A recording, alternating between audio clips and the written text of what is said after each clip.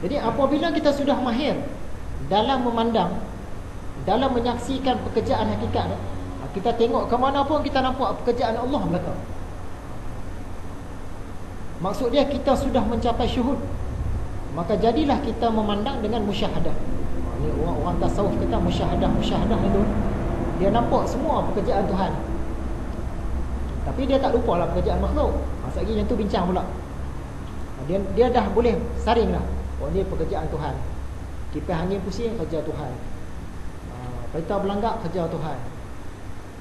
Kita nak pergi semayang tadi, pekerjaan Tuhan. Kita nampak semua pekerjaan Tuhan dah. Af'al. Af'al ni perlakuan kan. Semua tu af'al daripada Tuhan.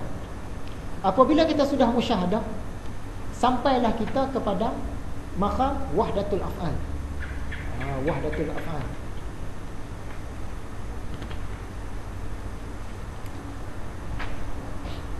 Apakah masalah dalam hal ini? Bila orang belajar ilmu syariat, ilmu hakikat ni, dia akan wujud satu masalah. Masalah dia, sebahagian orang dia gagal nak seimbangkan antara syariat dengan hakikat. Dia ada orang tenggelam dalam syariat je, ada orang dia tenggelam dalam hakikat je. Nak seimbang tu tak boleh. Antara pandangan syariat dengan pandangan hakikat menyebabkan orang itu memakai salah satu sahaja. Sepatutnya kita pakai dua-duanya sekali secara seimbang. Apa maksud seimbang ni? Adakah maksud sama berat? Dia bukan sama berat. Ni bahasa dalam juga, bahasa kesufian. Seimbang ni maksud dia sesuai dengan tempat dia. Pandangan syariat pun kita pakai, pandangan hakikat pun kita pakai. Yang tu selamat, ahli sunnah wal jamaah. Kalau yang pakai syariat saja, Qadariyah. Yang pakai hakikatnya, dia tenggelam dalam hakikatnya, Jabariyah. Ni kita nak sentuh golongan-golongan ni. Ahli sunnah wal jamaah, syariat pakai, hakikat pakai, dia seimbangkan kedua-dua tu. Cantik. Apakah golongan-golongan yang terlibat dalam masalah ini? Yang pertama golongan Qadariyah, yang kedua golongan Jabariyah, yang ketiga golongan ahli sunnah wal jamaah.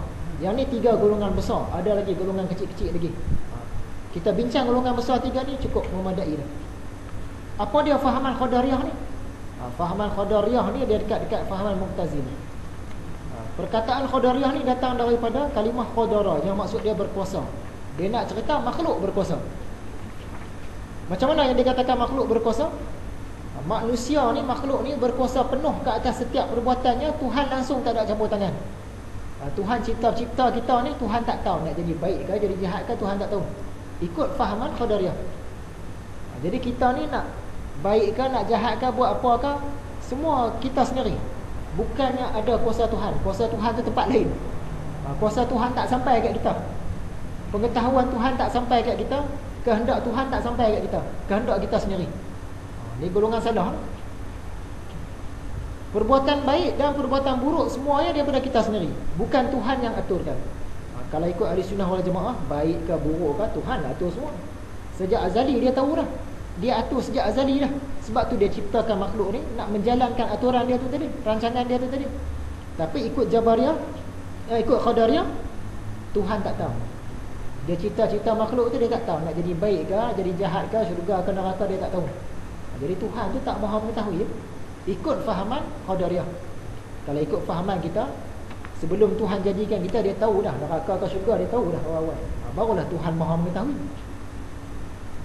Jadi kalau kita berpegang dengan fahaman Qadariyah ni, kita ni percaya seolah-olah Tuhan ni tak maha mengetahui, tak maha merancang, tak maha mengatur. Apakah kesan dia? Kesan dia kita menghina Tuhan. Bolehkah ada benda yang Tuhan tak tahu? Mana ada? Ni macam fahaman Sokrates, fahaman Aristotle. Ada benda yang Tuhan tak tahu. Ikut ahli sunnah wal jamaah, semua benda Tuhan tahu. Baik yang dah berlaku, yang sedang berlaku, yang akan berlaku, semua Tuhan tahu. Golongan Qadariyah ni dia pegang syariat saja, dia tinggalkan hakikat. Hujah kita, kalau benarlah Tuhan bagi kebebasan kepada perbuatan kita dan Tuhan tak tahu apa yang akan terjadi, dah tentulah dalam Quran tu Tuhan tak bagi tahu nama dia yang maha mengetahui. Maksud dia Tuhan dah atur dah. Sebab tu dia kata dia tu maha mengetahui. Sebab tu dia kata dia maha merancang. Dia dah atur dah. Jadi fahaman Qadariyah ni salah. Yang kedua, fahaman Jabariyah. Dari perkataan jabara, maksud dia memaksa. Apa yang memaksa ni? Tuhan memaksa. Ikut fahaman ni, dia bertentangan dengan Qadariyah tadi. Dia ni tenggelam dalam hakikat. Semua Tuhan aturkan, betul lah tu. Manusia langsung tak ada daya upaya, tak payah buat apa-apa. Biar je. Kalau miskin pun miskin lah, biarlah. Kalau nak buat jahat pun buat je. Sebab syurga neraka Tuhan yang tentukan, buat je. Apa-apa pun biarlah Tuhan dah tentukan, biarlah. Tak ada usaha dah. Manusia langsung tak ada campur tangan dalam perbuatannya, sebab Tuhan yang atur semua. Maksudnya Tuhan ni tak maha adil. Padahal dalam Quran Tuhan bagi tahu dia adil. Ni Tuhan tak maha adil lah, dia paksa kita. Kau ni akan masuk neraka, dia paksa ya, buat ni, buat jahat, buat apa, paksa. Oleh itu manusia langsung tak melakukan sebarang kesalahan. Jadi golongan ni pecah pula. Satu puak dia kata, jadi kita ni tak ada dosa langsung, sebab Tuhan yang buat semua. Kita buatlah apa pun suka hati, tak ada masalah, buat. Nak buat maksiat boleh, nak buat baik pun boleh. Sebab Tuhan aturkan. Ni kalau kita buat maksiat, Tuhan aturkan, tiba-tiba dia hantar kita ke neraka, zalim lah dia. Jadi buat je, tak kisah, buat je. Rasa nak buat apa, buat. Ni golongan ni. Kalau dia terang-terang cakap, tak apa, dia kadang-kadang berselindung di sebalik ajaran-ajaran. Kita nampak ajaran ni hebat ni macam Tok Wali, Tok Guru dia ni. Dia berselindung di sebalik itu. Hujung kita belajar, baru tahu Jabariyah ni. Itu yang ramai terikut kan, ajaran sesat. Sebahagian lagi pula, dia kata, biarlah Tuhan nak buh dalam neraka pun tak apa, buh dalam syurga pun tak apa. Sebab dah aturan dia, kita nak lawan pasal apa? Kalau dia dah kata kita masuk neraka, biarlah. Aturan kita reda sajalah. Aturan dia. Jenis itu pun ada. Jenis ni pun ada juga. Jadi tak payah buat amal ibadah. Apakah kesannya kita berpegang dengan fahaman Jabariyah ni? Kesannya manusia jadi tak takut dengan Tuhan. Tak payah takut pun, nak buat dosa buat, nak buat baik pun buat. Bebas melakukan dosa, jadi pemalas. Dia tak mau usaha dah. Dia kata semua Allah dah tentukan. Ni Allah tentukan aku duduk saja. Duduk saja. Tak mau kerja. Kenapa tak kerja ni? Allah yang buatkan aku tak kerja. Mana marah?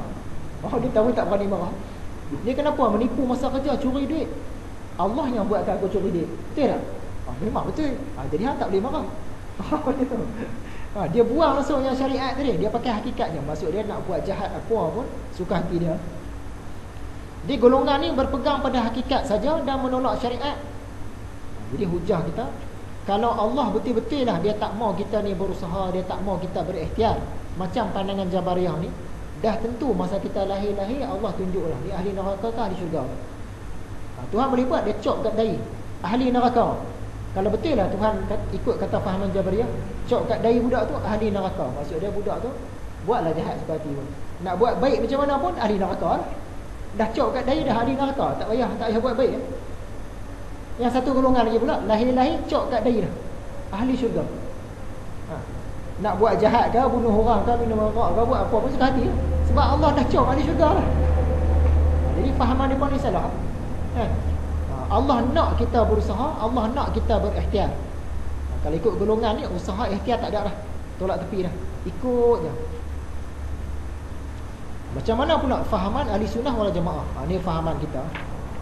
Antara syariat dengan hakikat tadi kita seimbangkan. Syariat pun pakai, hakikat pun pakai, tapi seimbang bukan maksud sama berat. Dia secocok, kena dengan tempat dia. Tu nama seimbang. Ikut kalimah ahli sufi. Di kalimah seimbang di sini adalah dari bahasa dalam, bukan bermaksud sama berat. Bukan sama berat syariat hakikat ni dah. Kita tahu syariat ni tertakluk bawah hakikat juga kan, sebab kuasa Allah semua. Tapi nak seimbangkan dia. Tetapi lebih kepada meletakkan sesuatu tepat pada tempatnya, sesuai, secocok. Bila kita pegang dengan fahaman ahli sunnah wal jamaah, kesan dia, kita yakin Tuhan memang maha merancang, Tuhan memang melakukan semua perbuatan, semua perlakuan. Tetapi manusia tetaplah kena berusaha dan berikhtiar, melakukan apa yang diperintah dan menjauhkan apa yang dilarang oleh Tuhan. Jadi kita ni golongan berselamatlah kalau ikut yang tadi ni. Kita percaya memang Tuhan takdir dah semua, tapi usaha tetap kena usaha. Kalau ikut Qadariyah tadi, Tuhan tak tahu apa-apa, kita lah kena usaha. Ikut Jabariyah, Tuhan dah tentukan semua dah, tak payah usaha dah, tak payah ikhtiar. Ikut ahli sunnah wal jamaah, memang Allah yang tentukan semua, tapi kita kena usaha. Sebab tu Allah tak letak cop siap-siap. Kita lahir-lahir dia tak letak kat dahi. Syurga kan neraka tak cop. Sebab dia nak kita berusaha. Kalau ikut Jabariyah tadi, Tuhan cop siap-siap, ahli neraka. Buat baik macam mana pun tetap neraka lah.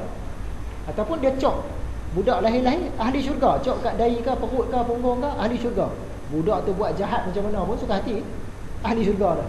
Tapi Tuhan tak buat macam tu. Sebab Tuhan nak kita berusaha, nak kita ni berikhtiar.